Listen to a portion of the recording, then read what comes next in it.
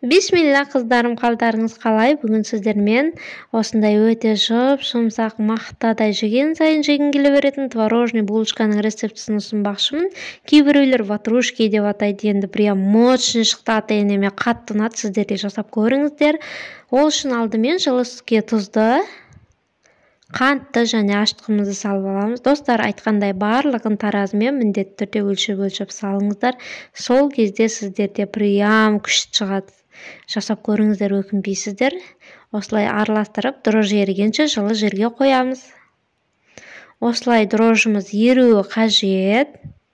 Үстінен жұмыртқамызды саламыз. Үлкен болса 5 жұмыртқа, құттай болса 6 жұмыртқа саламыз. Және толық араластырып аламыз. Жұмыртқада толық араласуы қажет.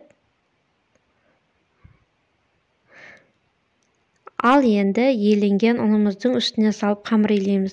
Достар, осы жерде айта кетейін, мен описаниеге осының рецептісін қалдырамын жазып, бірақ мен 1,5 есе көп қып істеп жатырмын. Айтқандай қамыр илегенде қамыр қолға өте жабысқақ болады. Жақсылап илесеңіздер, осылай басы бірігеді. Илеп басын біріктіріп болғаннан соң барып бөлме температурасындағы жұмсақ сармайды салып, тағы да илеп сіңдіреміз.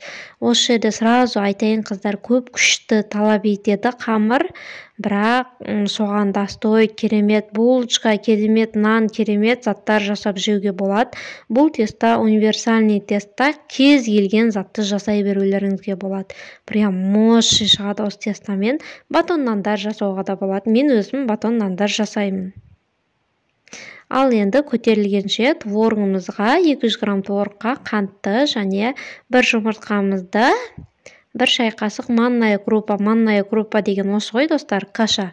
Содан салып араластырып аламыз. Барлығын көп адам манная крупа десе ойланып жатады, ол не деп. Өзіміздің қарапайым манная каша. Ал енді қамырымыз көтерілгеннен соң өзімізге керек бөліктерге бөліп аламыз. Айтқан достар, жаңа айтпай кетпін. Міндетті түрде қамырды бір қайтара илеңіз. Потом екінші рет көтерілгеннен соң осындай өзіңізге керек бөліктерге бөліп алыңыз. Мен барлығын 70 граммнан бөліп шықтым. Осылай жуалалап қойып, бетін жауып демалдырып қоямын шамалы уақыт.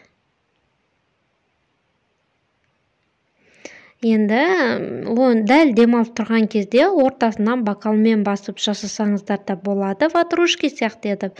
Ал мен ерекшелеу болсын деп осылай жасап шықтым. Міне осылай, негізі әдемі көрінеді, осылай жасап көріңіздер. Міне біздің булочкамыз. Тағы біреуін жасап көрсетейін. Қолмен осылай ортасын ғана қаттырақ жұқартамыз. Домалақ формамызбен кесіп, шеттерін осылай айналдырып аламыз, 1-2 рет ораймыз, өстіп орап шығамыз да. Екі шетін жабыстыра саламыз. Ал енді бетін жауып көтерілгенше жылы жерге қоямыз. 20 минуттай осылай көтерілгеннен соң ортасын басамыз творог салынатын жерді. Және шеттеріне жұмыртқамызды смазканы жағып шығамыз. Қазақшалап айтқанда смазка жағамыз. Сүт араластырсаңыздар болады смазкілеріңізге. Мен тек жұмыртқамен жақтым. Менде енді кішкентай ғана булочка, 120 шақты булочка жасадым.